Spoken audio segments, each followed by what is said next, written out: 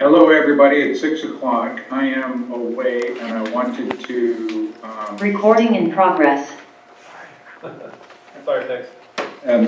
I'm sorry, everybody. I'm away, and I'm going to relinquish duties as president tonight to Director Devaney so that she can run the meeting. It seems inappropriate that I would lead the meeting from afar. So, Director Devaney, I see you sitting there, and the baton is yours. Thank you, sir. We'll just start with the call to order as everybody is present and accounted for. And Director Pixley is the voice in the box. We will move on to the Pledge of Allegiance. Firefighter Koch, would you be so kind as to lead us? I pledge allegiance to the flag of the United States of America and to the republic for which it stands, one nation, under God, indivisible, with liberty and justice for all. Thank you, sir. I got it out of order already. See, don't make me in charge. I'll go ahead and start with additions, deletions, and corrections to the agenda. One item right off. Director Devaney. Yes, sir. Yes, sir. I would like to move the new item that is the contract discussion to old business. I erred when that was entered, and if it would be appropriate for all my fellow board members to agree, the discussion has already been created for the contract with the chief, and this would be appropriate in old business. Any problems with that? I would like to add the approval of the October 2023 regular meeting minutes to the agenda as well. As you recall, they were tabled for legal review at the December meeting. Any objections? Any other changes to the agenda? Yeah, I've got an addition under new business. Yep. The purchase of a reserve apparatus, used apparatus. Anything you like. It's not working. Does it need to be read? No, it doesn't need to be. I just went for shiny. That's all. Thank you. Adding a used reserve apparatus purchase. Is that correct? Yeah, just used apparatus purchase is fine. Any other changes? Where are we on? Under old, new business. New business, yeah. All right. With no other changes to the meeting, to the agenda, I'll take a motion to approve it. Category one. Can I have a motion to approve the agenda? So moved. Second. All in favor? Aye. Thank you very much. Let's move on to review and approval of the October 2023 regular meeting minutes. As you will recall, I referred those to our attorney, Mr. Camille, to review the addition that Director Newby wanted to add. Mr. Camille reviewed that addition and determined that because it is a personal commentary, it is not relevant to the actual business meeting of the district. So I will entertain, unless there's any other, I will entertain a motion to accept the October meeting minutes as written. So the motion to accept the October 2023 minutes as written. Second. Any discussion? Yeah, I object. I think my contemporaneous notes of the evening of October 13th, 2023 are germane, they're relevant. They're not just personal commentary, they are the facts as I experience them and as they happen. I would swear to their accuracy, and therefore I believe that they need to be added to the minutes as an attachment so that they go in the public record. Okay, yeah, thank you.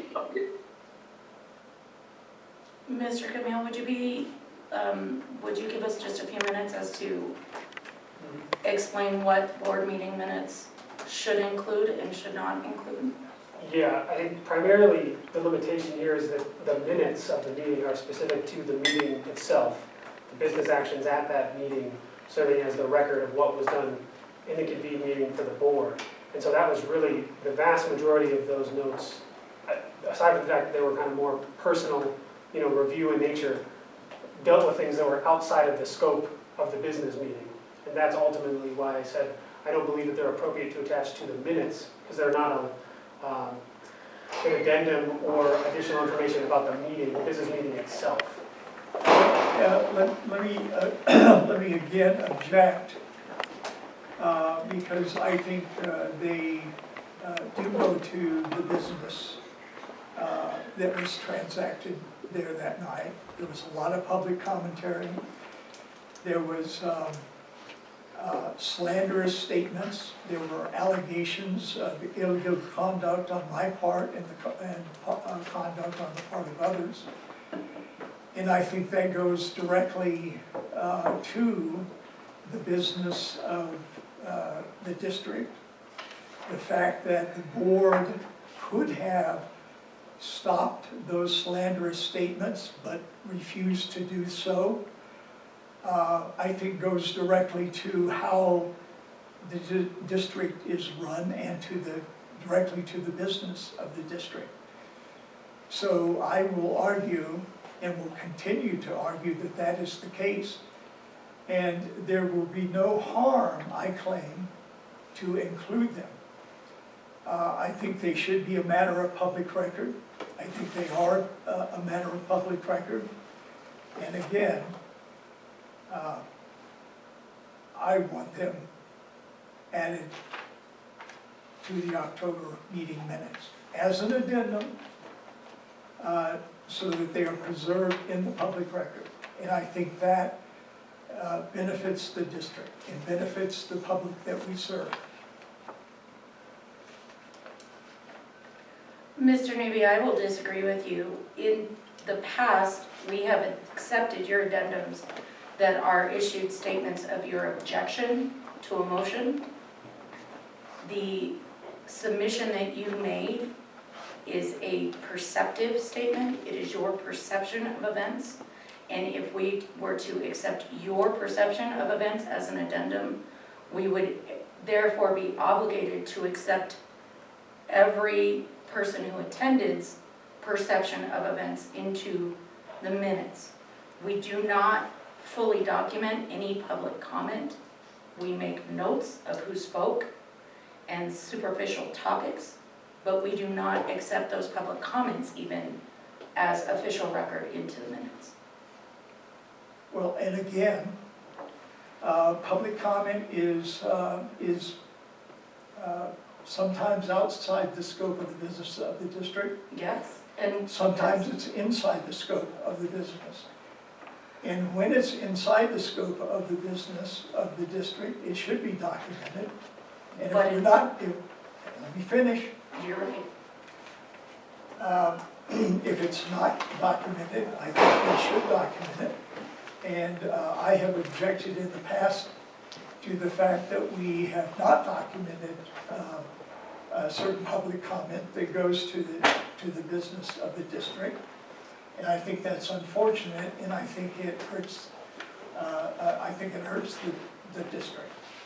Now, as to the matter of including my comments, again, they are germane because I was accused publicly. I was publicly slandered. I was accused of crimes of illegal conduct, of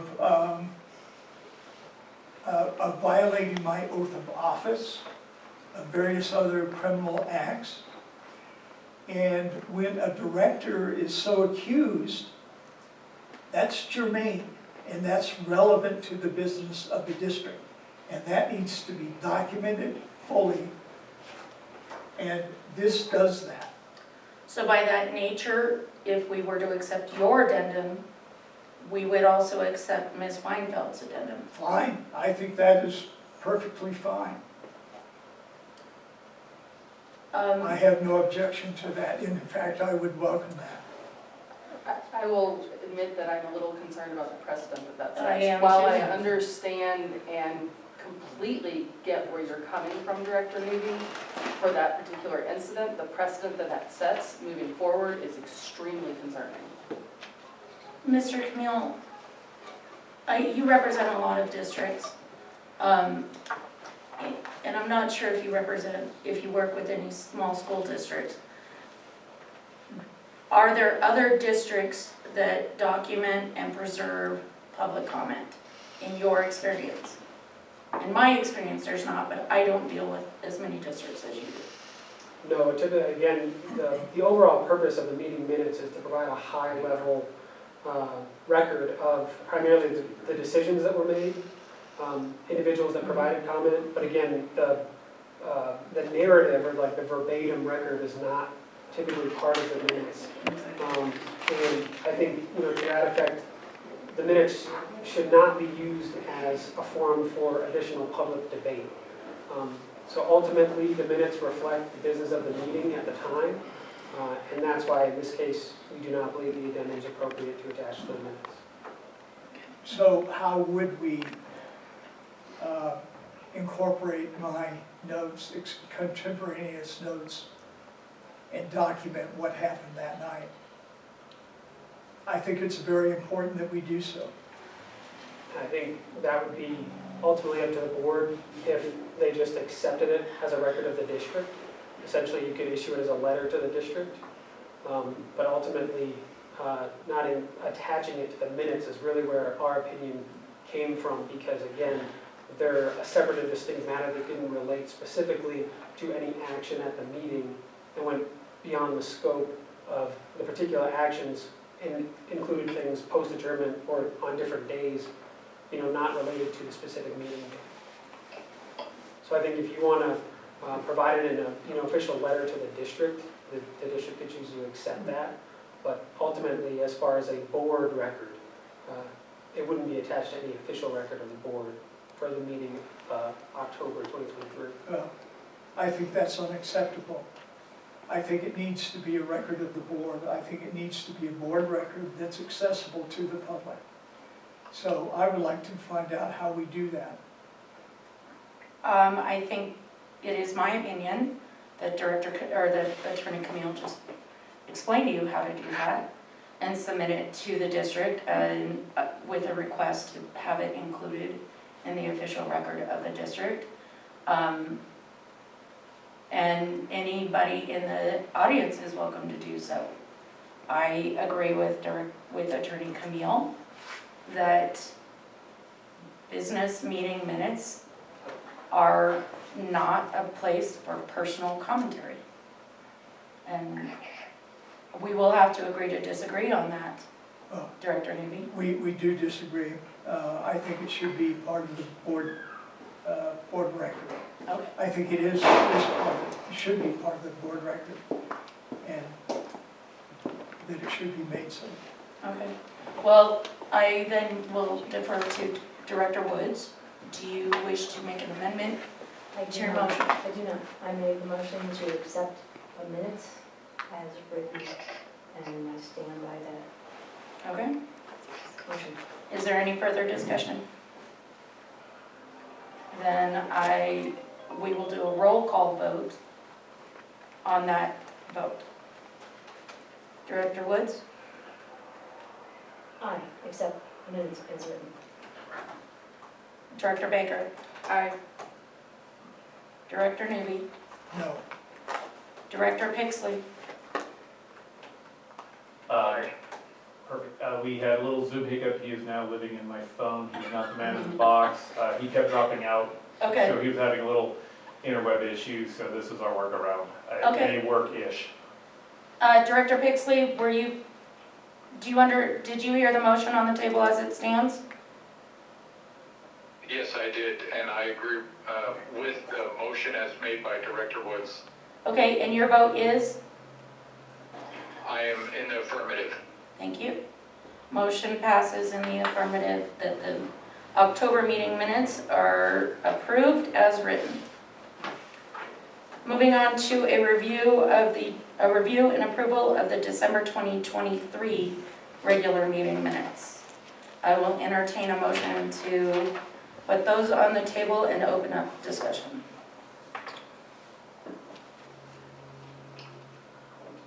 I'll I make a make the motion to approve the minutes. Second, please. Second.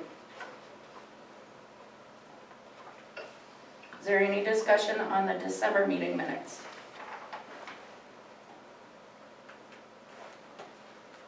Any discussion? Hearing none, I'll call for a vote on the December meeting minutes. All in favor? Aye. Aye. Opposed? I didn't hear an aye from Director. Director Abstain. abstain. Okay. The motion for the regular December 2023 regular meeting minutes passes with 3 ayes and 1 abstention.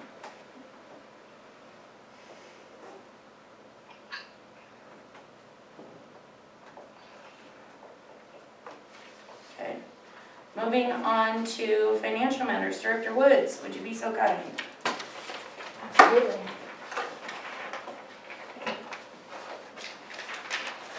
So this financial information is as of December 31st, 2023, at the time the report was produced, which would have been about the 3rd of January when it was actually produced. So today's the 25th of January. The numbers that I'll be going over will represent the numbers for the entire year of 2023. Next slide. Who's got it? Ah, Scott, do you have it? You got it. Mute. It's okay, stay quiet. Okay, so as we look at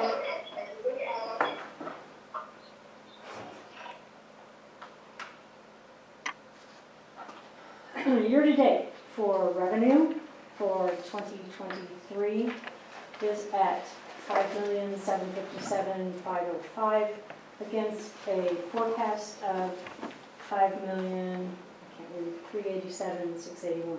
So we are at 107% of our revenue budget, which means that we actually beat our revenue projections.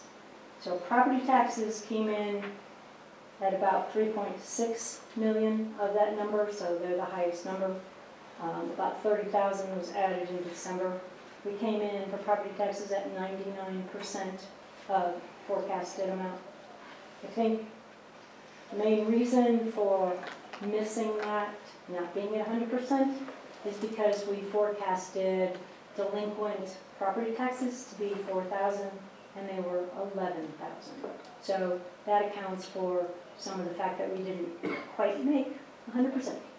We had more delinquent taxes. Director Woods, may I interrupt for a second? Are we anticipating that those will be remitted upon the tax sale occurred in late October? We have no idea. Okay. That's Jefferson County. Okay, So, just curious. unfortunately, we don't have any idea. Ownership taxes came in at $277,000, which was over budgeted amount. Ambulance transports, believe it or not, came in at $428,000, which was actually about 113% of budget. So let's Wow. do a woohoo for that, Yeah. because usually we lose money usually on ambulance transports, okay? Just meant more transports. Yeah, but we make money, come on. Surf reimbursement was $929,000 of that, just a smidgen over 100% of what was budgeted at $925,000.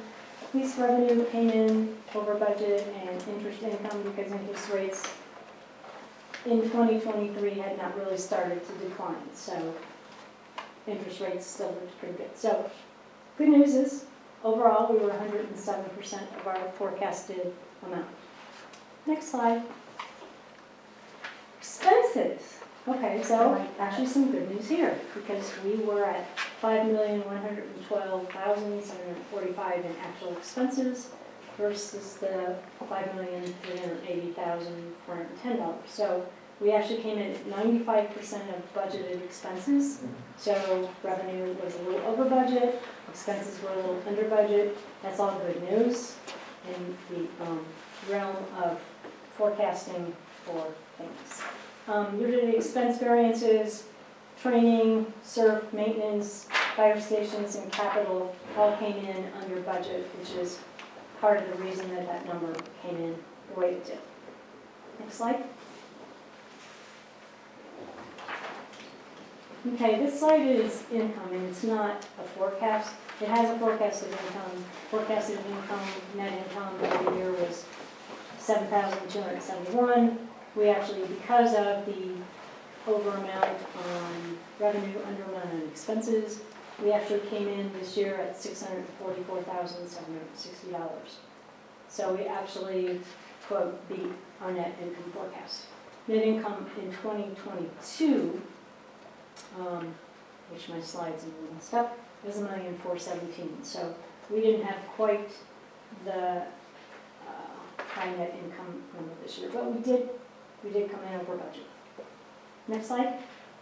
Property taxes are our biggest revenue. We forecasted $3,625,336. We came in at $3,600,688. So again, back to partial problem we didn't get 100% was the fact that we had more delinquent taxes than was forecasted. Next slide. This is my favorite slide. I love this. I just do. Because this is the fun part of forecasting, okay? Because the way property taxes come in when people pay them, we have this big spike in March, because that's when everybody pays most of their personal property taxes, and then a little spike in July when, for the people that paid half then, half later. So it's just kind of a fun slide. I like the slide. It's just do.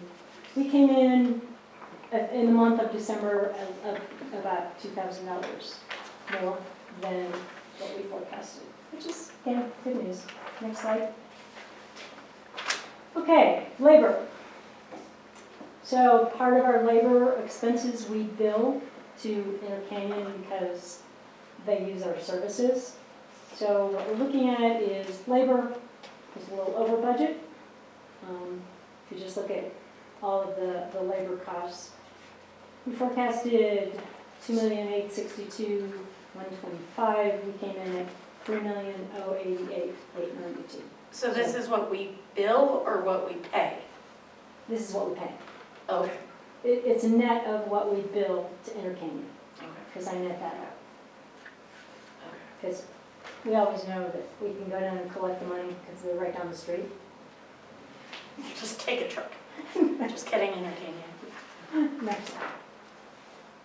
Okay, this is again labor, but I've taken SURF out of it, so that you're just looking at in-district labor. And again, I think we're still on the same line. Yeah, I don't think the slide changed. Next slide. Pretty close. Sorry. Okay, now we're right. So again, with SURF out, and you'll see that on the next slide, SURF is actually a little bit under their budgeted, their forecasted amount. So we are over budget. A lot of that is due to the fact that we hired some people. We hired some paramedics, some EMTs, if I'm not mistaken. We have to pay these new people when they come in, we have to pay them a reasonably competitive rate, even though working up here is part of the deal, right? It's good. So when we do that, when we bring in new people for that same person, same job description, same type of person, we actually raise those people's pay to match the new people that are coming in. 'Cause it's not fair, to pay somebody new coming in at $10,000 when the person in the same job is making $8,000. So you raise that person's rate. The other thing is, we pay 100% of healthcare costs, and we had some new births, some new family plans in 2023. Oh, so changing from employee plus spouse to employee plus family. Yes. Next slide. Okay, this is CERF, and CERF came in at about 99% of their budgeted amount. So somehow we did a really good job of forecasting out of district wages. Next slide. I shouldn't say that. This is my favorite slide of all time. I love this slide. So this gives you an idea of CERF expenses and CERF reimbursements. Year to date, we have submitted, it's the top number, $1,183 and for 11, slightly less than 2022, which was $1,271,000. Reimbursements still due, which is the bottom purple number, is $254,877. CERF expenses, labor plus operational expenses was $628,060, again within budget, and we are, that's good. Oh, we had 25 out-of-district fires. Some of them required 2 times being there to help out, sometimes 3 times. So we had 1 fire in Alaska, 3 in California, 11 out-of-district in Colorado, 1 in Georgia, that was new this year, 1 in Montana, 1 in New Mexico, 3 in Oregon. You guys probably remember the news about Oregon fires. 2 in South Carolina, got a new one, 2 in Washington State. Next slide. Expenses for the month of December 2023, $444,056. That's the amount shown in your board packet.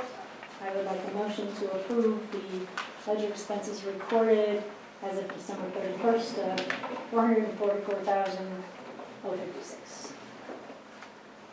I'll make a motion to approve the ledger expenses recorded as of December 31st of 2023 for $444,056. Second. Can I second my own? You can actually Second. make your own motion. Okay. So, I second the motion. Awesome. All in favor? Aye. Aye. Thank you. Moving on. Chief Ware. All right. So apologies for all the moving parts here. Tex is sort of on Zoom and sort of on my phone, so he'll probably go in and out. All right. So we ended up wrapping up 2023 with the last call 1212 at 1:30 on the 31st of December, and the first call on January was at 4:30 a.m. on January 1st. We were down quite a bit in calls, about 200. We ended up with 1,206 calls for service for the year. We continue the trend of just over 60% of our calls are medical calls, 626 calls. And the outlier, we have, the big ones are 107 for motor vehicle accidents and 33 fire calls. And then the rest kind of fall into miscellaneous bits. Everybody was down. It was interesting. Again, we were down about 200 calls from last year. Inter Canyon, North Fork, Black Canyon, even down the hill, West Metro, and some of the urban agencies are also down in calls. Why? I don't know. I think a lot of it was recreation. We just didn't have the recreation traffic. Our motor vehicle accidents were down. I think with the rain, even the Forest Service was talking about that, all their visitation was down. We were only in Staunton a handful of times this summer versus a normal summer. We're in there about every 8 days. So down a little bit. We added 2 utility vehicles in the year, as well as a crew carrier for the module. We also added a new chip truck. That was the We got a $75,000 grant, and then we covered the rest of it. It's pretty exciting. The total cost of the truck was, I believe, $126. So with $75,000 of grant funding, it made that pretty palatable, which made the chipping program a lot more efficient. Fleet Maintenance Division was able to add some lifts to the garage, which is the final piece for the division. That was the last part that Fleet Manager Hojanowski really wanted. It's going to add efficiency. We have lifts that will pick up 18,000 pounds per post. We have 4 of them, so we can actually lift fire trucks to work underneath them. It's going to be safer, more efficient, and just all around better to being able to get some of those things up off the ground to work on them. We had 11 recruits who have completed the fire academy, and they'll be moving to probationary members. The training division also ordered, we added a new forcible entry prop. It doesn't sound like a big deal, but it was about $11,000, commercially made prop that should last us for a number of years. It's pretty exciting. We wanted one of those for quite a while. We're still working with Platte Canyon. I see a typo in that, I apologize. On the Class A live burn facility, it's continuing, and the goal is to have a functioning facility in the summer of 2024. With consolidation of Elk Creek, Intercanyon, North Fork, it was defeated in the November election. We're still working together through wildland prevention training and our fleet maintenance programs. I still believe that the success in the future hinges on continuing to strengthen the partnerships with other agencies. That's just what I think we need to be doing. Operations, nothing outstanding. Volunteer firefighters had 234 hours of staffing at Station 1. We averaged 3.5 members per call. We're down a little bit, but that is about the same with calls. Only 9% of the calls overlapping, and our average response time was 10:35. We did have one structure fire, and then everything else is about normal. Training, this says 10 recruits, and we did have a hiccup. We're going to actually have 10 recruits moving to the probationary role now. The graduation will be next month. We had 225 hours of training for the month. In fire prevention, Fire Marshal Rush had 47 inspections, 6 plan reviews, and 8 letters and county referrals. In fleet, and this is going to be where my new business, I'll touch on that. We have everything done at Station 3. Finally, Station 3 is secured. We've got motion lights all around it. We've got new siding on it as well as house wrap. It's noticeably warmer in there. We actually found when they were working on the project that there was no house wrap. The siding was screwed directly to the steel building, which doesn't have much of an R value. So they actually did some more sheeting underneath it and house wrap, as well as a Hardy Backer siding. And we replaced all the light bulbs inside with LEDs. The other thing on fleet is the old truck that I keep talking about, the 1998 Big Bird that people so elegantly refer to. It's starting to have more problems. And Fleet Manager Hojanowski and I have been talking. His recommendation is he doesn't feel that it is long for this world. It's starting to use coolant. We looked at rebuilding the engine, the motor, between $15,000 and $20,000 to do that. For a 1990 truck, this doesn't really seem like very good use of money, really, especially since it's probably going to be worth about that on the resale, maybe, if we're lucky. What we did several years ago, I think most of you guys were here on the board, we actually bought a used ambulance as a stopgap, kept it, we bought it for $9,000, used it for 2 years, and we ended up selling it for 21, which was random and weird, but it worked. What I'd like to propose in our new business is Platte Canyon. They have an engine that they did the same with. They bought it as a stopgap while they were waiting on a new engine. It's a 2003, same year, 1 year older than our next oldest engine. But I'd like to talk to the board about purchasing that engine just as a holdover for so we can take Big Bird out of the mix. It's working and it's fine, but it's only fine until it's not, and what I don't want it to do is end up being a frontline engine and having a failure on it. So that's going to be the new business I'll talk about under that. The next thing we've got in here is our annual wildland operating report. The wildland division put this together. Thanks to Ben Moses and Jason Pappenfuss. Everybody is very capable of reading, so I'm not going to read this.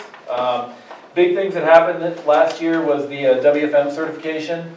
You know, our wildland program is known throughout the West as being pretty good. It's pretty exciting, and most of that The WFM was all the hard work of all the perms. It was a fantastic thing.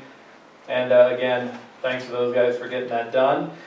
Chipping program. The chipping program is always our blessing and our curse. The addition of the chip truck last year really made it significantly more efficient. Now, what we have, and you can start seeing the totals. This is the thing. We ended up chipping 429 parcels. And the amount of volume is about, let's see, 14,000 cubic yards. It's a lot more than we had before. I think we go into that. It's almost doubled. So in the same amount of houses, everybody is maxing out. It used to be we'd have 2 or 3 piles per house. You know, we have 5 by 5 piles. We have 2 or 3 piles, and there's be some outliers of people, and we max out at 15 piles per resident. I think percentage-wise, I think we're almost at 85% of the properties maxed out at 15 piles.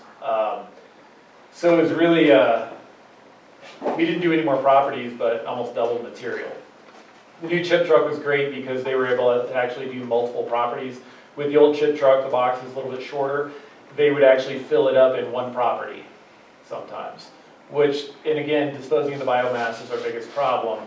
So we've worked out a deal with the county where the county is able to take our biomass, but it's the turnaround time, it's the drive time, especially if you're all the way up on Conifer Mountain, on the backside of Conifer Mountain, and you've got to drive all the way down to the chip facility, which they've got several. One of them's at Inter Canyon Station 3 on the property next door. The drive time's taking as much or longer than the chippers, or the chip time. So having a new chip truck really made it significantly better. Did have the feedback. They sent out the survey, and again, pretty exciting. 98.6 people said that they would like to do it again. 72% of the feedback was it was great or excellent. 19% said it was great, and then 1.4% said it was poor. The homeowner suggestions: less delay, prompt service, improve communications, and expand the program. What we're doing next year is we are actually getting there, since programs like this are becoming pretty common in the West, all over the West. Fire departments are doing it, communities are doing it. There is actually a program that is designed to make it more efficient, where when somebody actually applies for it through the website, it is automatically planned on a map. So PIN is dropped on a map. They're already grouped, so it's going to take out the personnel component. Because before, what would happen is somebody would send an email.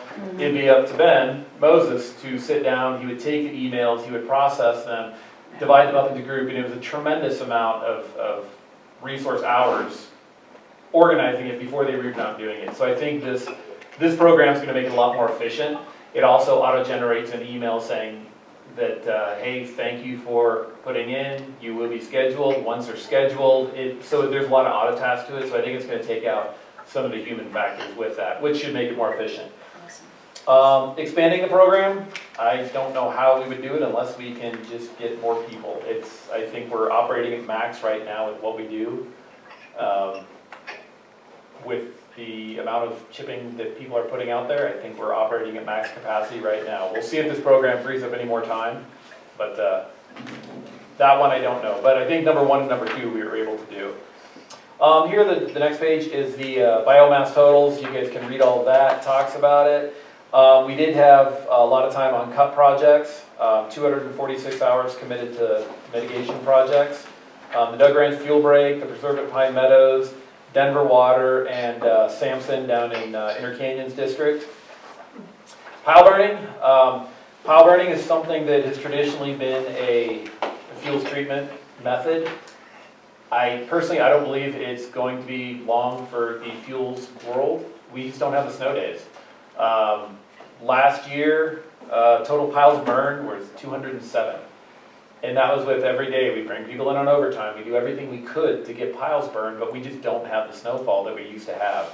So this year, while we still have some piles sitting on projects, and we'll continue to burn them as needed, but I think this year we've had 1 burn day so far. We have some grants out looking for a track chipper. What that machine will do is it will get up into those areas. The reason you hand pile is that there's no other way to efficiently remove it. Track chipper will be able to drive it off-road into these places and hopefully process biomass that way. But I think burning piles is going to be, I don't think it's going to be something we'll be doing much in the future, unless we start getting more snow. Fuel sampling, we've got that. You can read all about that. And that was about it. We ended up with our wildfire prepare program. Worked out very well. Home assessments completed with 75. The big thing is certificates issued. Those of you that have gone through the wildfire prepare program, it is there's a lot of labor and a lot of sweat equity that homeowners have to put in. And we didn't have any houses in the last few years. And then this year we had 5. So people are actually starting to work on it, and people are actually starting to complete it. So I see the program is pretty successful. We do have some feedback. We've been getting a ton of good feedback, emails on Kelly and the program itself. And so the summary, the year totals. So the start date, everybody came on. Let's see. Everybody can run through this. Hours committed to project work, 730 hours. The whole crew was assembled for 228 days. In-district fires that they responded to was 4. 375 hours of training, 80 hours. They drove about 25,000 miles, 0 accidents, 0 days for vehicle failure, which was good. And I believe that part of that is having our in-house maintenance program that we're able to actually chase this, because all these rigs are driven pretty hard, and to have a whole season that we didn't have anything break down is a success. All right, I think that is it. If I may, Yes. Of course. I thought the report was fantastic. I loved the detail, so thank you to Ben. I was going to say that's Ben Moses and Jason Pappenfus, Jason. and I'll relay that to them. They've done a tremendous job. We're going to try and have one for this side of the agency next month. It's just a lot to compile.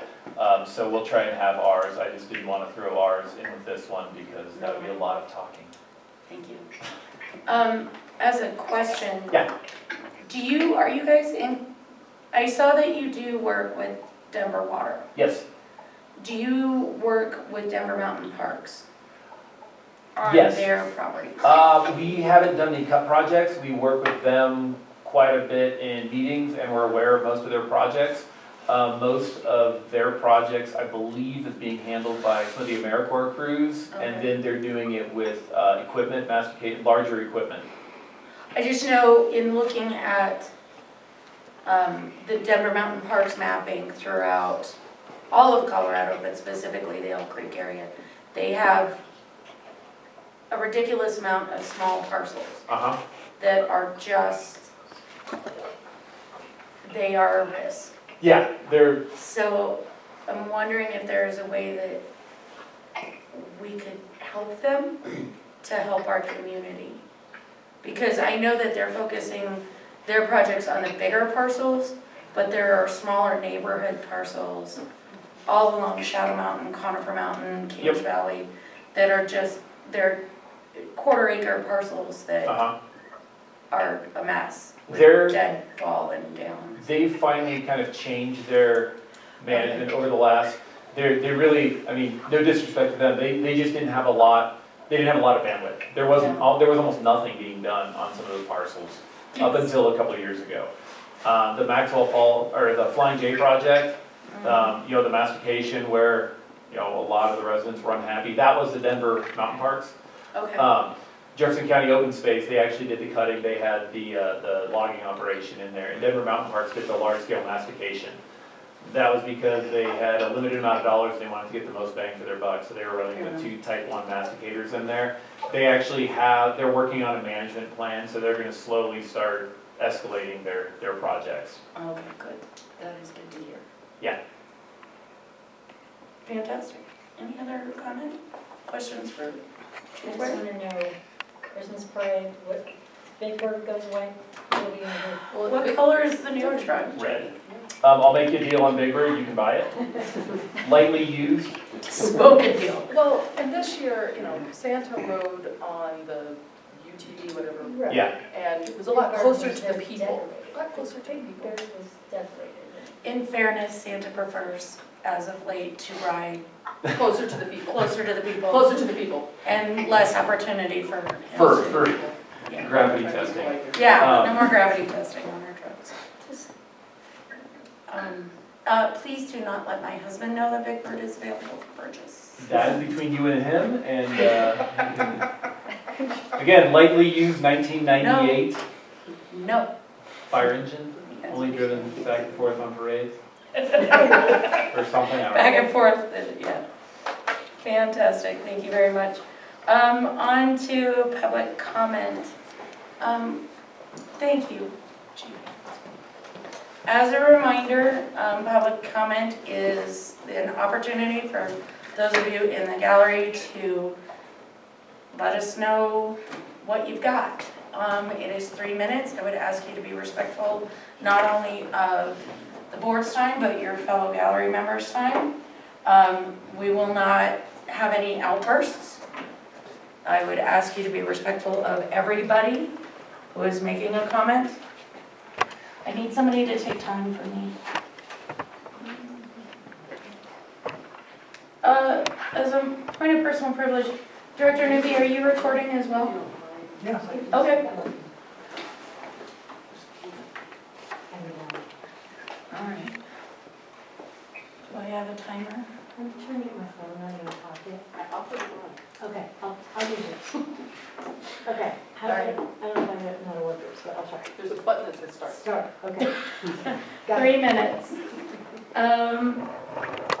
Barbara Moss Murphy off of Shadow Mountain Drive. Thank you. So I guess I don't have to say my name, right? I'll cover that for you. Thank you. As firefighters and those who represent us, you are our community leaders. You set the tone. After attending the last 2 meetings, I left feeling very upset. It was not about people feeling angry, but how that anger was displayed. I get that it can be hard when you feel your differences are unbearable and you feel you've been falsely misrepresented. The only thing I can liken it to is 2 divorced parents who happen not to be able to stand each other, but who must now work together for the common good of their kids. Please remember that the purpose of these meetings is to work together to serve our community. The only way this can be done is if these meetings are conducted in a safe, professional, and effective manner. I'm asking for your help. That all future meetings can be hosted in a level of civility to respect our community, our firefighters, and our directors. Thank you. Thank you, Ms. Murphy. Mr. Neil Whitehead off of Black Widow. I do not have a comment. Thank you, sir. Mr. Is it Paul? Most of the time.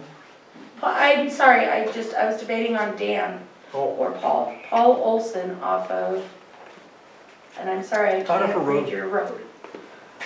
Conifer Road. So, you've got an opportunity here to put all of this anger of the failed consolidation behind you. You're about to embark on looking at a long-range plan that you didn't have before, or it wasn't really obvious what it was. And in going through that process, there wasn't a whole lot of community outreach. There was a couple of SurveyMonkey surveys, but that really doesn't get to where the community needs to go and where they want you to go because you serve them. Now, the other part was with some of that the consulting contracts were not visible to the public. They were thrown over the wall, so you figure it out, and some of that, when you read them, it was kind of a preconceived, this is what we want, without a look at, well, what do we really need?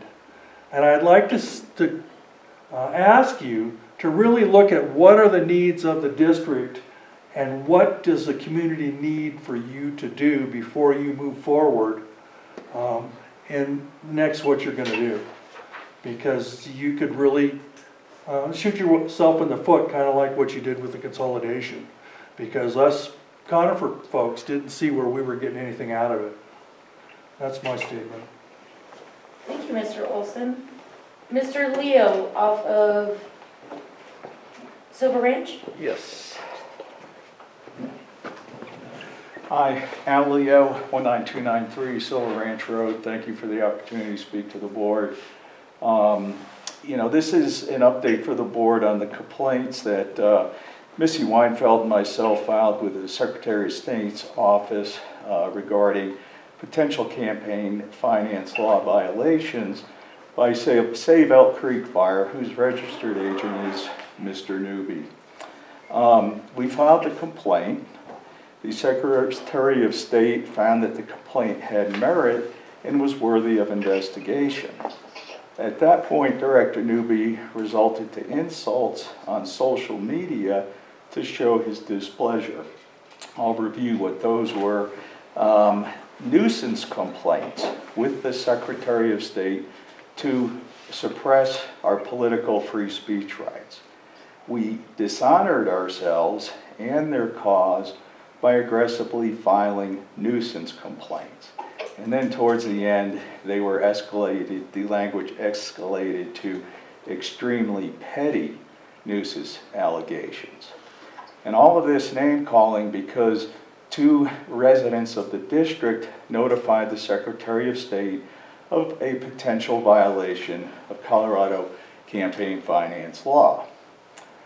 As a result of the investigation, Save Elk Creek Fire was found to have violated campaign finance law. They failed to identify a natural person as a registered agent as required by Colorado campaign finance law. Save Elk Creek Fire was issued a fine. Director Newby signed the settlement agreement and admitted that Save Elk Creek Fire did not include the required disclaimer on its mailer, after assailing the people that put that complaint forward. I'd like to close in thanking the board for censuring, tough word, Director Newby. That action was spot on. I appreciate Director President Pixley for putting that on the table and the rest of the board for approving it. Thank you. Thank you, Mr. Lee. Firefighter Koch. Am I saying that right? You are. Okay, good. Oh, Those 4 letters are pronounced about 12 different ways. We yeah, I respond to almost have anything. a employee who pronounces it differently. Big silence, freaking silence.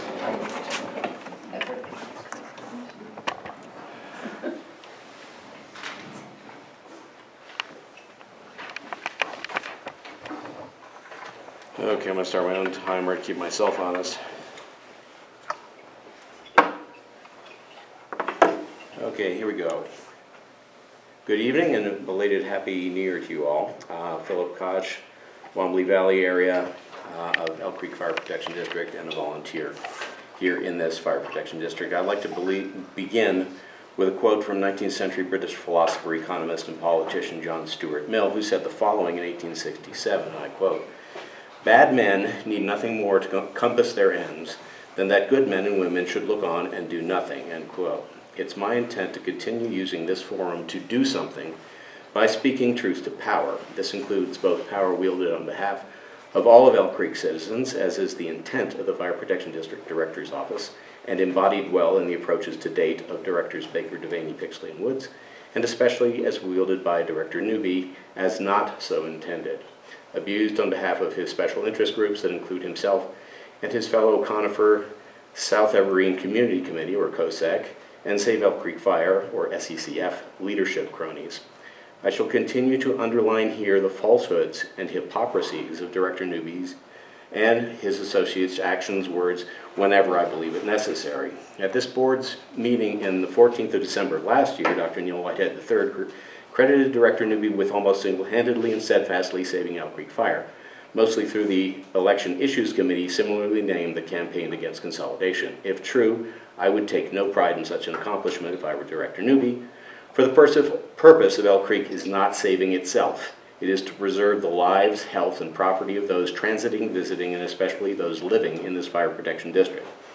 Faced with a population increasing and aging and resultant greater emergency response demand, it was and remains the belief of the members of this FPD that the vast majority on your board, the consolidation will provide much needed improvement to the safety of all persons in Elk Creek Fire.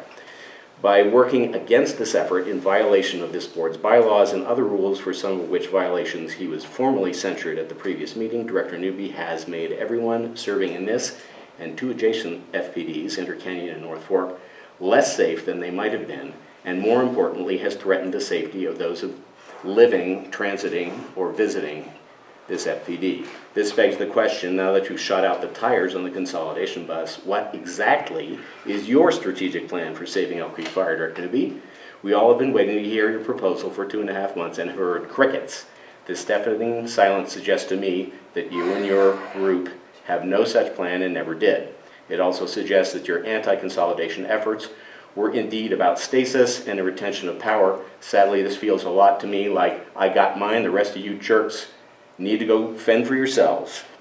Such a selfish philosophy is absolutely antithetical to emergency service in general and Elk Creek's version of it in particular. I predict that history will not treat you kindly with respect to your current elected office. Thank you, Firefighter Carr. Moving on, we have added a line item at the request of a director who would like to speak to our actions at the December 2023 meeting. Director Newby, this is your opportunity to address your issues. I would ask before we start, what is your request for time in respect of both the board and the gallery? Well, so I'm going to read a motion, a proper motion, according to Robert's rules. It's called the motion to rescind and expunge from the record the December 14th, 2023 resolution for the public censure of Elk Creek Fire Protection District Board member Chuck Newby. How much time do you need, Mr. Newby? Probably about 7 minutes. Okay. Not more than 10. Fantastic. Yeah. So, but first let me respond to Mr. Leo before I get started here, because it is germane. And that is, everybody should know that Save Elk Creek Fire did receive some complaints through the Secretary of State's office. I liken these complaints like traffic tickets, probably not even that high. Yes, we should have known that I should have put my natural name on all of our advertisements, and when it was brought to our attention that my natural name was not on there, we promptly attempted to remedy the situation. So again, these were on behalf of Mr. Leo and Ms. Weinfeld.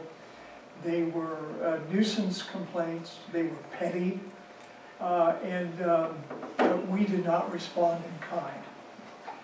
So now on with the background of the motion, and that is at the October 13th, 2023 Elk Creek Fire Protection District Board of Directors meeting, I was accused of illegal, unethical, and self-seeking conduct in multiple areas by the Elk Creek FPD members and its affiliates. None of these allegations has proven to be true, not a single one. Not one of these, and then I was further accused of illegal, unethical, and self-seeking conduct by Elk Creek FPD members and affiliates at the December 14th, 2023 Elk Creek Board of Directors meeting. Once again, not one of these allegations has proven true. The accusations and defamation directed at me culminated in actions taken at the December 14th, 2023 Board of Directors meeting, where 4 members of this board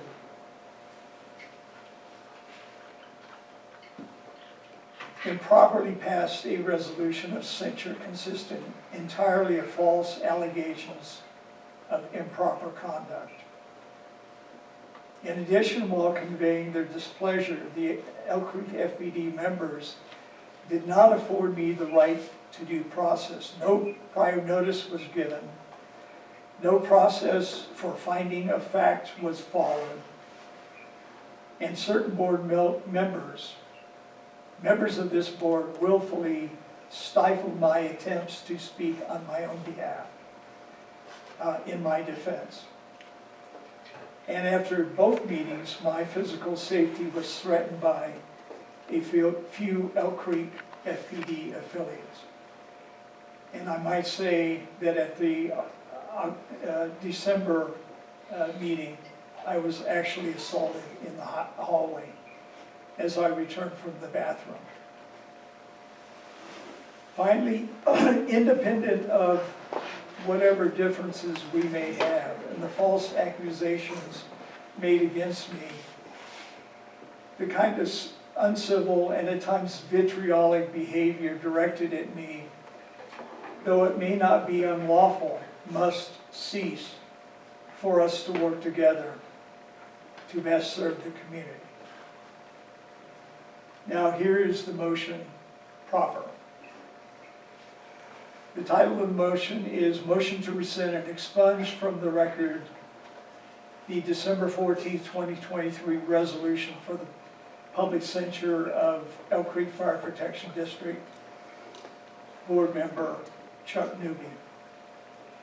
Whereas regarding the resolution allegation that Director Newby violated District Bylaw 3.2H under Director Conduct, which relates to board votes on an issue.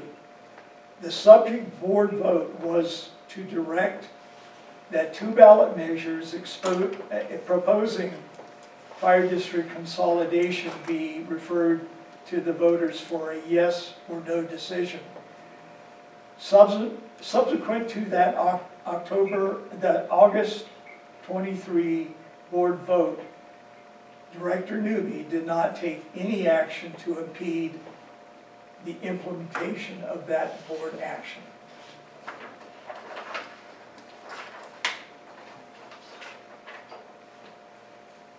Whereas, number 2, regarding the resolution allegation that Director Newby violated District Bylaw 3.2I, Director Conduct, which relates to the issue that individual directors have no authority to speak for the board of the district.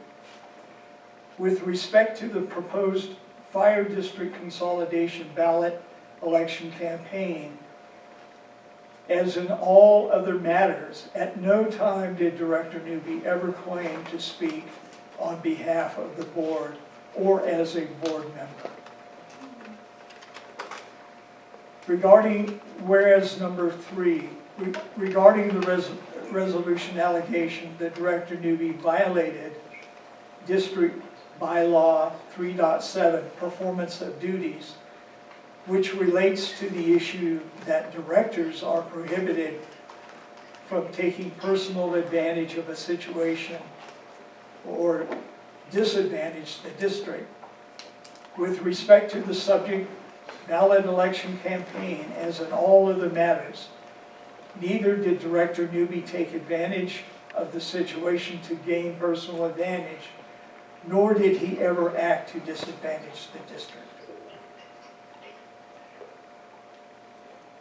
Whereas number 4, regarding the resolution allegation that Director Newby violated the Campaign Practices Act, specifically Colorado Law Section 1-42-1 118 by using the logo name / name of the district, which relates to the alleged use of district resources for political campaign purposes, thereby putting the district at risk for allegations of campaign finance violation.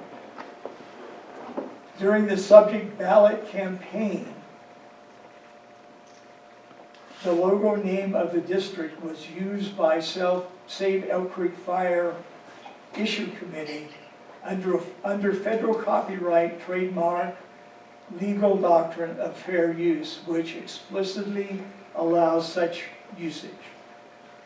Importantly, the Colorado Secretary of State considered this allegation against the committee, but found it was without merit, and therefore the district was never put in any danger of violations in law. Whereas number 5, regarding the resolution allegation that by campaigning or otherwise speaking against the district's proposed consolidation, Director Newby violated his duty to the district in accordance with District Bylaw 3.2C, Director Conduct. The primary duty of a director is to, quote, meet the needs of the constituents of the district. At all times during the subject ballot election campaign, Director Newby exercised his free speech rights guaranteed under the constitutions of the United States and the state of Colorado.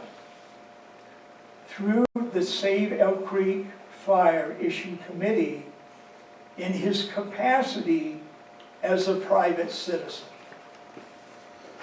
to speak to the community regarding the possible negative consequences of the proposed fire district consolidation.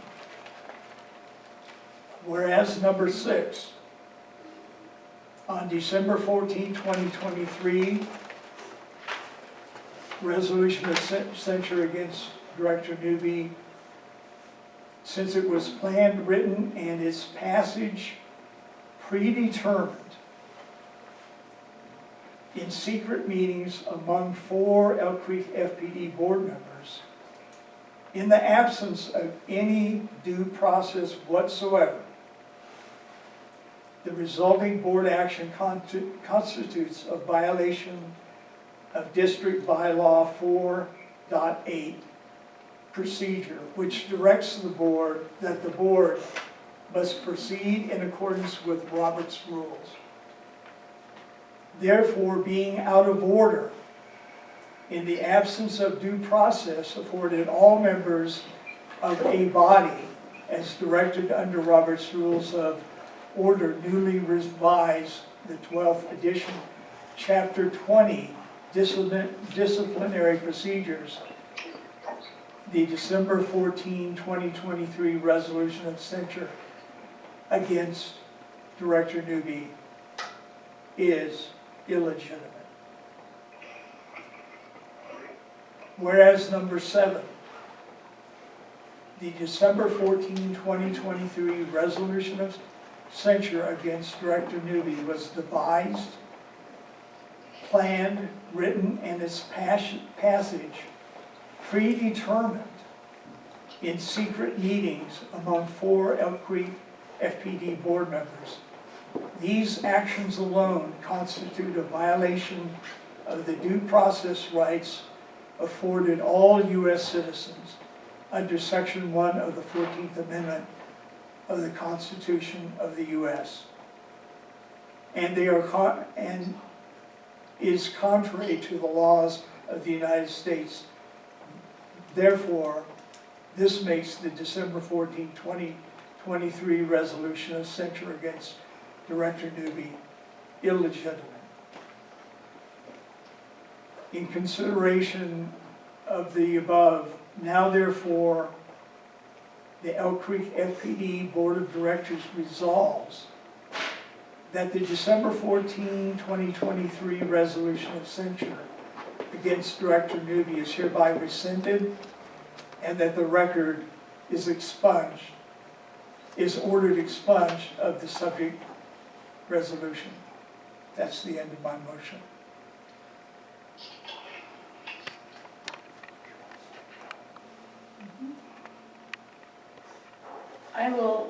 I can't.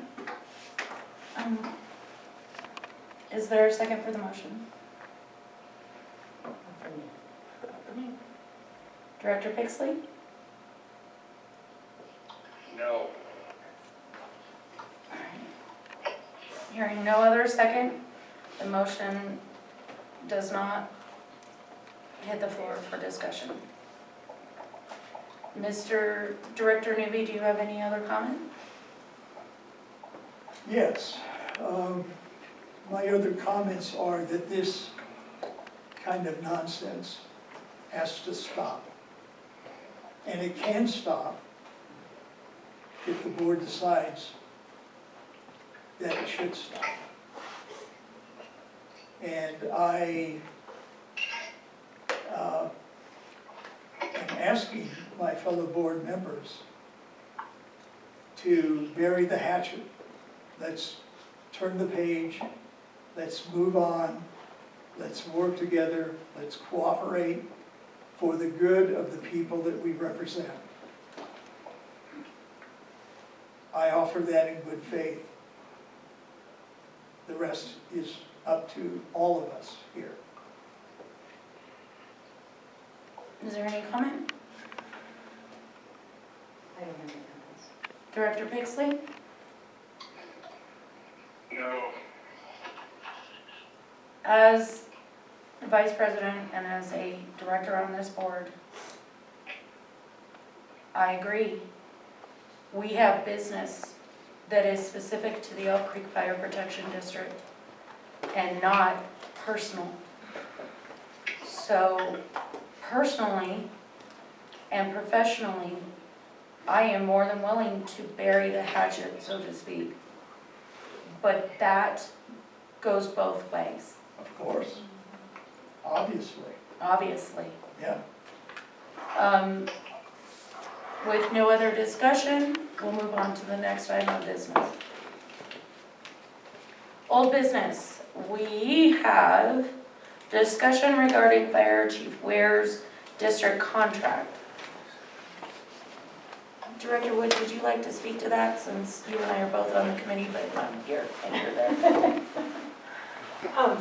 I've gone through the contract. There are some things that were suggested. Ziggy, I guess is what we call him, suggested. So I still have some questions for him. I don't have a new contract right this very minute, but we're working on it.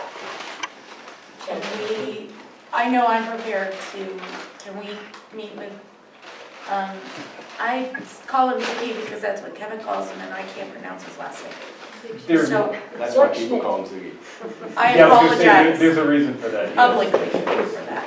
Many consonants. Yeah, I'm available to meet with him. So we will prioritize that between now and February to ensure that that contract is in the next board packet for vote.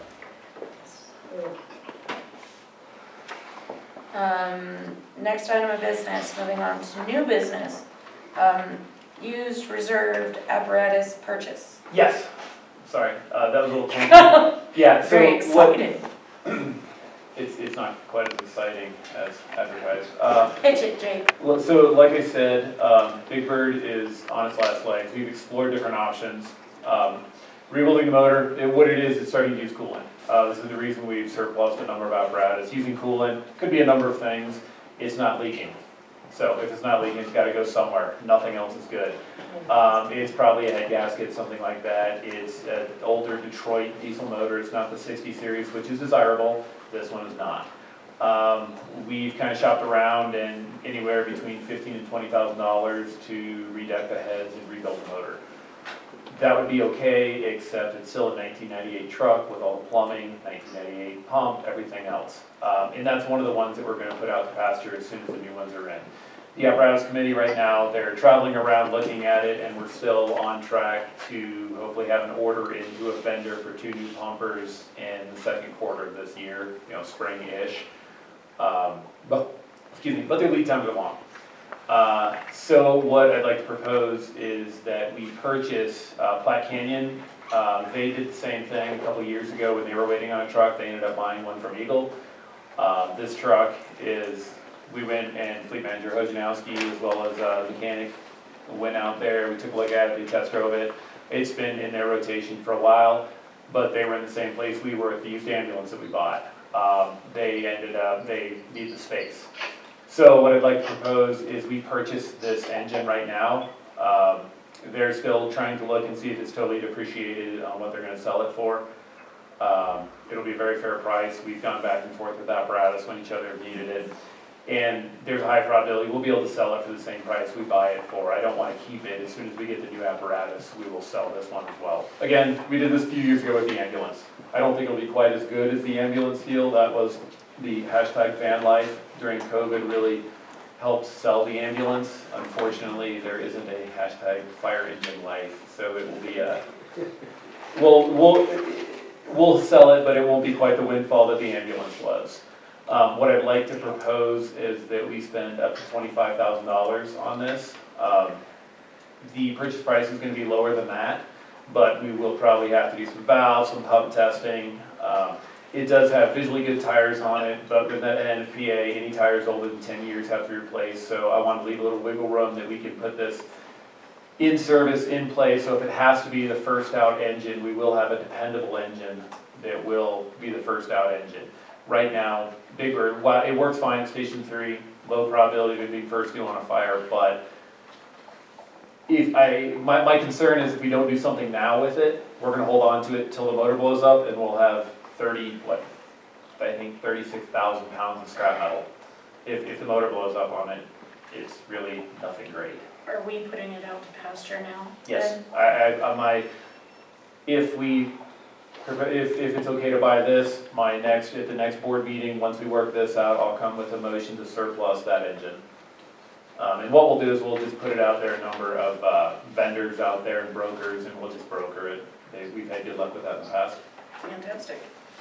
So is it still like 3 to 4 years lead time for Yep. engines?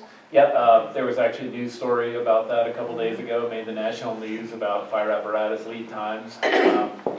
Nobody really has a great answer. Blame it on COVID or blame it on whatever. It's just what it is. The running joke at a chiefs meeting a little while ago is how many people are going to order them and then retire before they actually see them. It's just the reality of the world that we're in right now. And So my question is, Yeah. is 25,000 enough? yes, I believe it is. I'm talking with Chief Mulligan over there. And again, it's a good truck. They've had it in their rotation, but just like anything else, it's time for replacement. And that should be, yes, that should be enough. Okay, but you just said you're gonna have to like do some work on it, Yeah. new tires. Okay, I know how much the tires are on my car, Mhm. and it's not small. Correct. I can imagine that tires for a fire truck are really pretty spendy. They are. Okay, so how many tires on this fire truck? 6.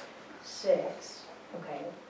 About how much per tire if you go buy new tires? So installed, the last time we replaced them on a Pomper, it was about $1,600. But Big Bird has new tires on it. We replaced those tires 2 years ago. So the plan is, before we surplus it, we're gonna take everything that, that we put on it, the new tires, we can put older tires on it to sell it, that's fine, that's part of doing business. But the idea is to do whatever we can to kind of horse trade to make it the most cost-effective stopgap. It's only gonna be with us for probably 3 years till the new apparatus deliver.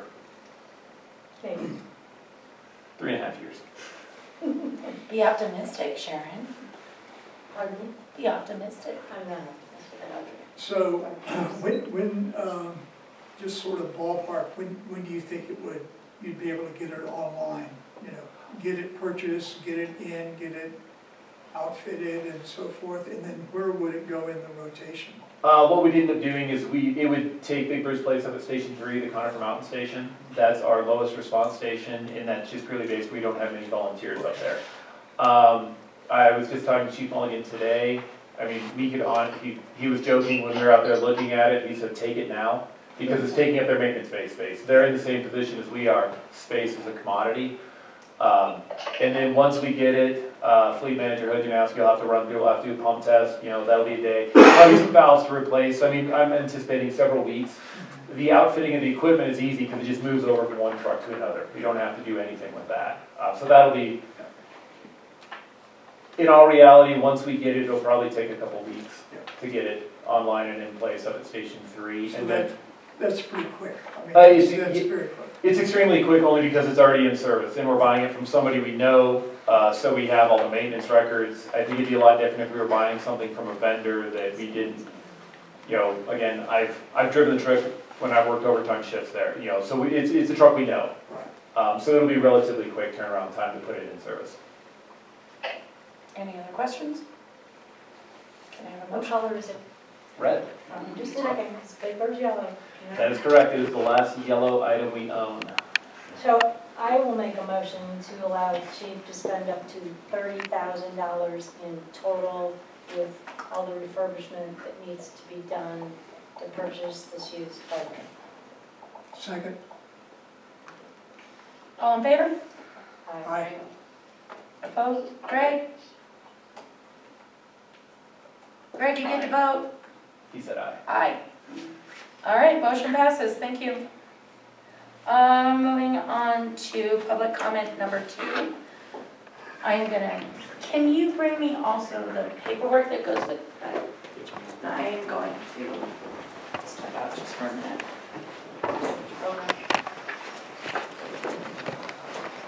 Why is it not yellow? Sorry, I had to. Am I in this shop? Do I need to be? Oh, you're fine, you're fine. Yeah.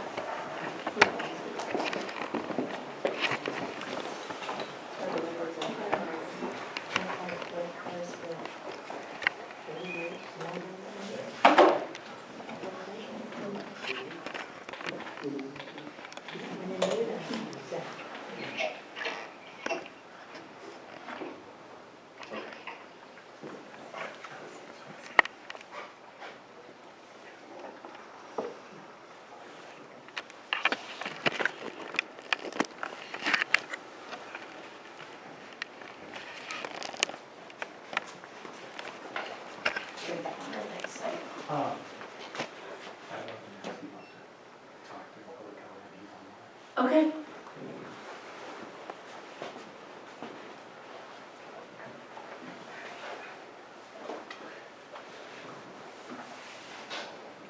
Okay, whoa, this one's bigger. Okay, so public comment number 2. I would like to remind everybody in the audience what you agreed to. We're going to respect everybody's time. Time will be limited to 3 minutes. Remarks will be directed to the board. Your time is your own. Board members will respect your time and not comment. Inquiries will be noted and brought back at the following meeting or addressed as old business. The board respectfully asks the public to respect those in the audience, other speakers, and the board. So I'd just like to remind everybody about that. Are you timing for me? I got a timer. Fantastic. Ms. Barbara Moss Murphy off of Shadow Mountain Drive. Hi. I just made copies. It's like talking, you're aware of the program. I came tonight because I'm excited about this program. It's been an evergreen since 2018, and it's called eCares. And it's just because it's a new year, I just wanted to put a bug in your ear that I would love to help bring C-Cares, Conifer Cares, to our community. What it is it allows seniors to live at home. I think this program is incredible. It's run by 3 evergreen paramedics, and Jim said, Chief Ware, that he's spoken to you about the program. Yeah, And he just suggested, I called over there to volunteer, and they don't take volunteers at this time. And Jim was just saying, hey, Barbara, maybe you should just put a bug in people's ear that when we're thinking about new programs, I think this program's incredible. So what it does, seniors that are getting out of the hospital, they get this visit from these 3 paramedics, I don't know, just for lack of words, like a paramedics extraordinaire, and they make a connection with the person, and they make sure that the senior, the resident, our neighbor, is able to understand the discharge orders, the medical discharge orders, and then they come back in a couple of weeks, they see how the person's doing, they take vital signs, they talk to the resident about, does he or she understand, what's going on? They do a check, make sure that the house is, like prevention and falls. And so it's just an idea. I have a lot of passion about it. I've got 30 years of mental health. I'm willing to do whatever it takes to get it started.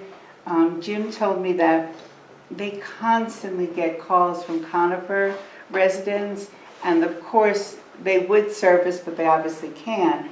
And Jim said that when they started out, it was only 60 people, and they're up to serving 600 residents now. So I think it's a great idea. I know that Chief Ware, Jim said that you think it's a great idea. And whatever you need, I'm willing to try as a mental health person. So thank you. Thank you. Mr. Neil Whitehead off Black Widow. No comment? Mr. Paul Olson. Okay.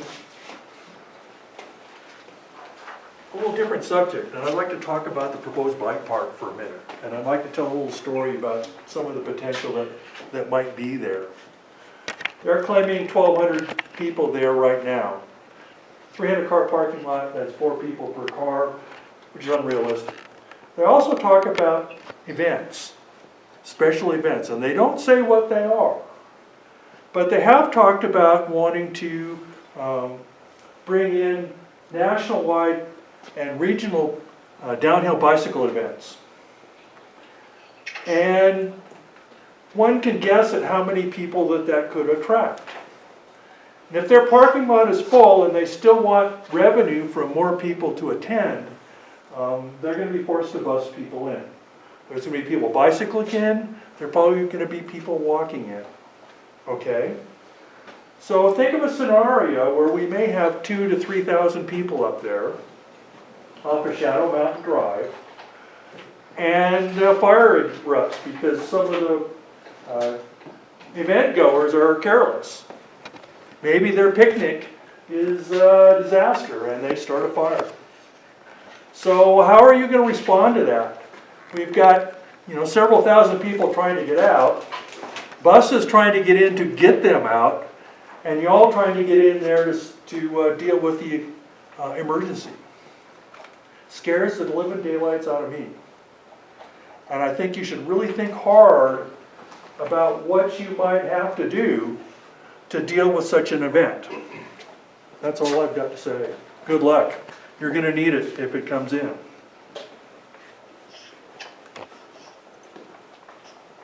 Thank you, Mr. Olson. Mr. Leo.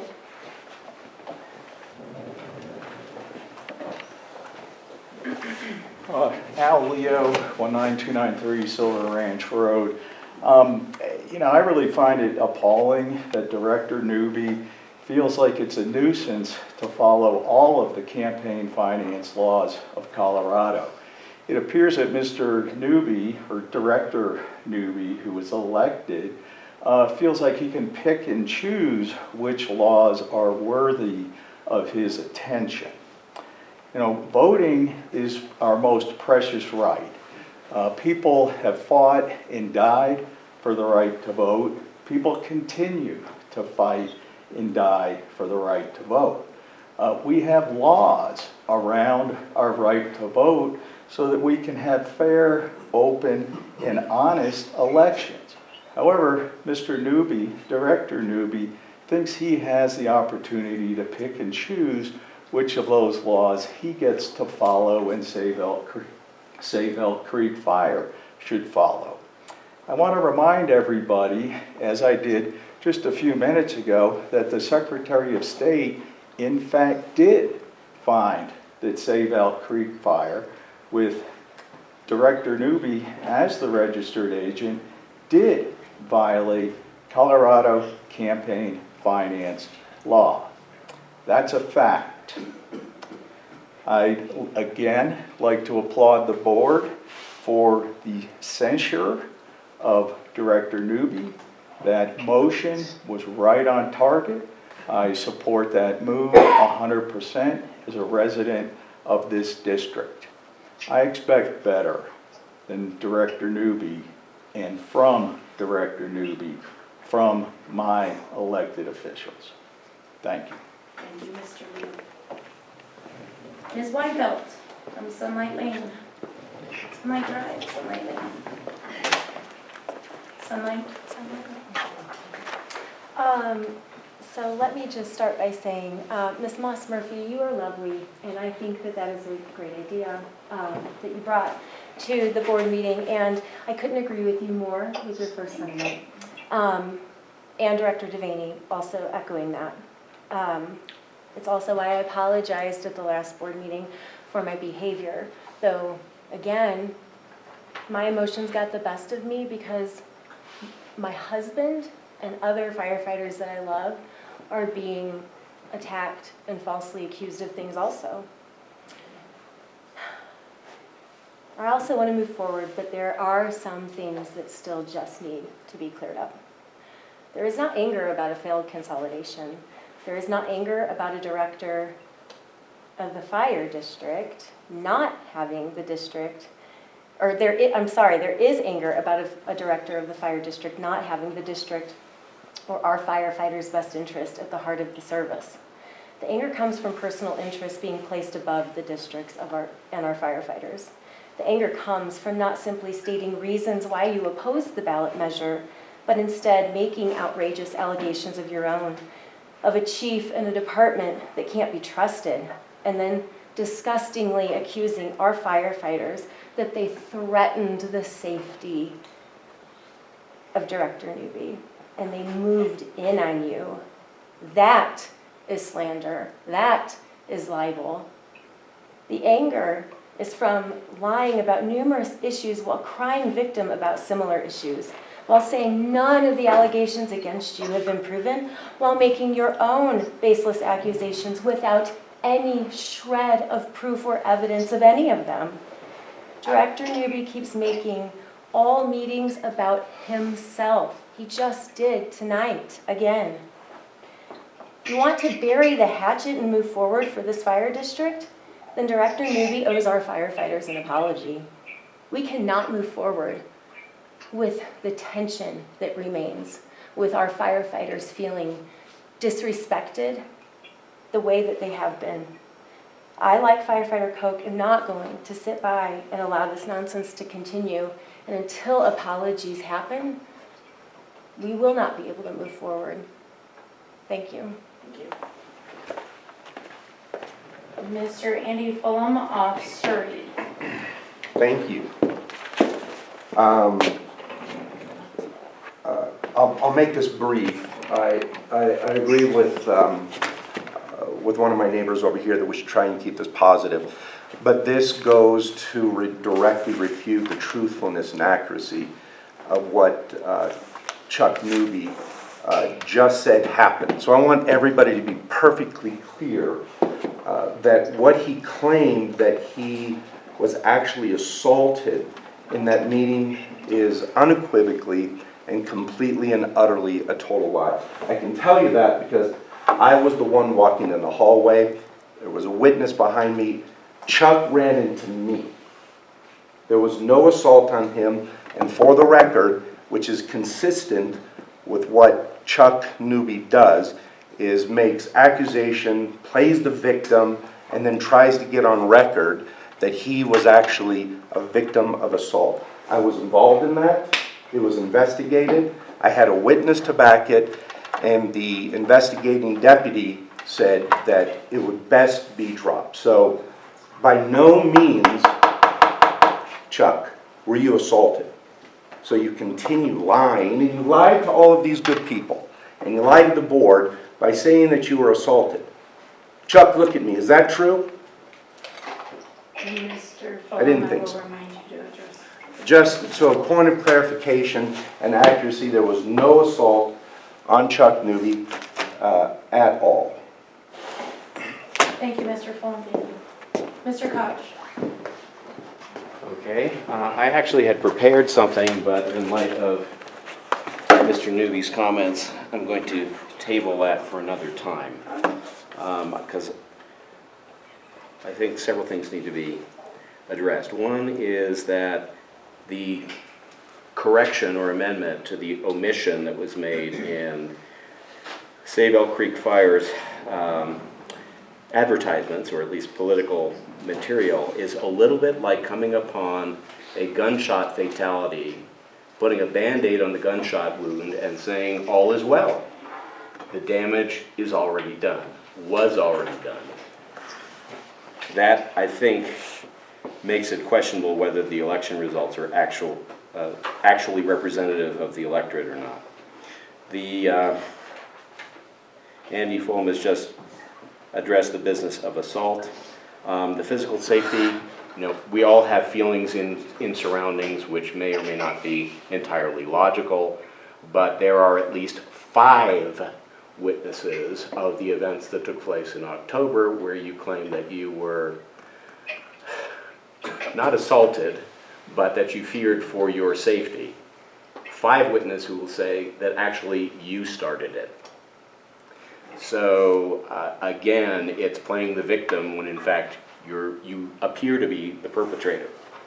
And as for not disadvantaging the district, I think that is also contestable. And as I said in a previous testimony, every intellectual property attorney with whom I have consulted about your so-called fair use of the Elk Creek Fire Protection District's trademarked logo says that that was not fair use. And I will stop there, and thank you very much.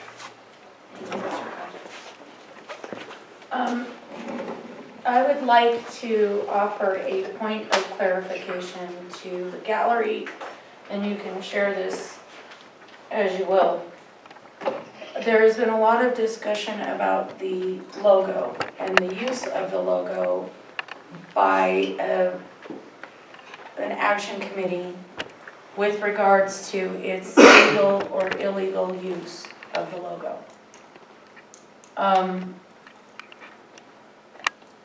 Members of the board have their own opinion, both for and against that use. Legal has been consulted. Legal has their opinion.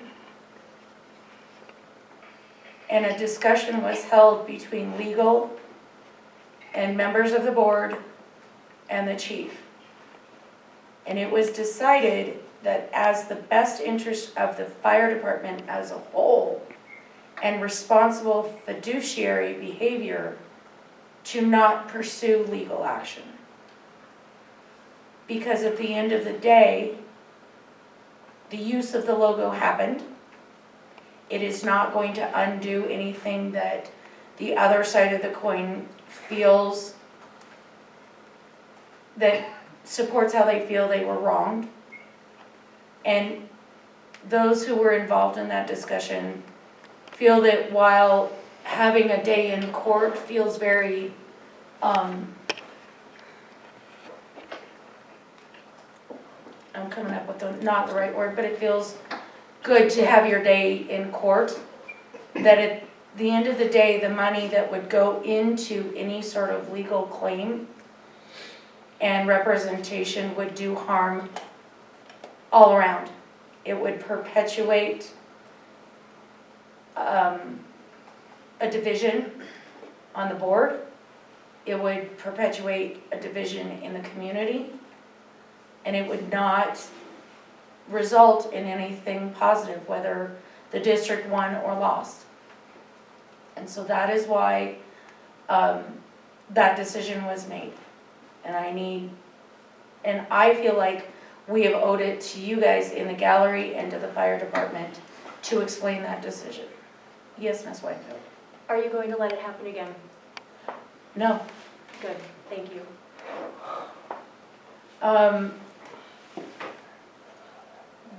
And we will work to ensure that that doesn't happen. Thank you. On a personal note, Ms. Moss Murphy, thank you very much for stepping up into the gallery and making those statements. Thank you, Ms. Weinfeld, for your apology and your comments. I encourage Director Newby, in the light of bearing the hatchet, to strongly consider both Ms. Murphy and Ms. Weinfeld's comments. There's also another point of clarification I want to make for the objectors to the bike park. The fire department is not, and never has been, nor will they ever be, in the business of land use. We hear you. We respect your opinion. We recognize that there are dramatic concerns about the proposed bike park. Chief Ware has answered the request of the county, I believe several times now at this point. And we respect where you're coming from. But at the end of the day, just like a water district and a wastewater district, we do not get a vote. The fire department does not get a vote on residential development, commercial development, recreational development. All we can do is what we are tasked with doing. So I feel like, just a moment, Mr. Olson, I feel like there needs to be a point of clarification to that. That we hear you, and we have, I know Chief Ware has strong concerns about the bike park. Well, I fully understand you. I just wanted to bring up that particular scenario so that you can start thinking ahead. 'Cause Absolutely. no one's thought that far ahead, so yeah. Don't count on that. Yeah. Absolutely. I know Chief has thought about all of the potential ramifications. He lives on that road just as I do, so we think about all of it on the regular. I thank everybody for attending tonight. I strongly encourage you to go home and think about some of the things that have been said. Yes, Chief Ware. Hoji still has comments. Hojanowski, I'm so sorry. Staff member Hojanowski would like to make a comment. Mr. Hojanowski, Jake didn't flag me down soon enough, and then I went on a diatribe. I apologize, sir. All right, we're just unmuting him right now.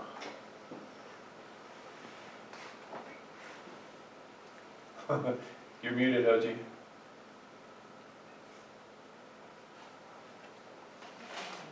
Go Mammoth.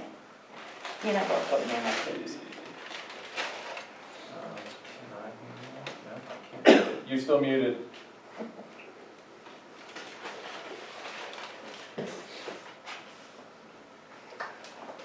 Okay, well. Can you do it by phone, Chief? I cannot unmute him, actually. I've got Pixley on the phone. Oh, now he's calling with Pixley. I don't even know how to do this. Call a different phone? You can call my phone. Yeah. Call one of our other phones. Yeah, it's okay.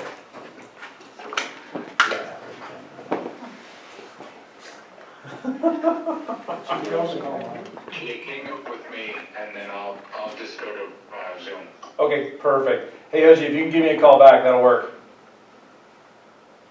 While we're waiting for him to I call, apologize. thank you everyone for your attendance and your continued involvement in the district. And I encourage everybody to go home and think. Okay, you're on speakerphone. Technology is not my strong suit. Here you are. Okay. First, I'd just like to say thank you for the approval to buy that used truck. It is going to allow me to sleep better at night, to be honest. I take what happens with these trucks very personally, as Chief can attest. And I would say that, like Chief has already told you guys, it's probably 2 to 3 weeks once we have that truck in our possession to get it in service and, welcome it to the family, so to didn't know if any of you had any other questions for me about that. That was why I wanted to speak. Thank you, Adam. On behalf of myself and the entire board of directors, I will take the liberty to thank you personally for all of the hard work you put into our equipment and keeping our firefighters safe. And Adam, I'd like to second that because I don't know how long ago I met you, but I'm just so happy that you're here with us. I really am. I am as well, you guys, and I will just say one more thing, and I was part of a very dysfunctional work environment for quite some time. When everybody can work together, man, it can be amazing. When you support each other, it gets even better. So I encourage us all to try to do that and work forward. Thank you. Thanks. That's all I have, I guess. Thank you. Thanks, Without Adam. anything else before the board? With no other, I make a motion to adjourn the meeting. thank you, ma'am. Second? Second. All in favor? Aye. Greg, have fun in Florida.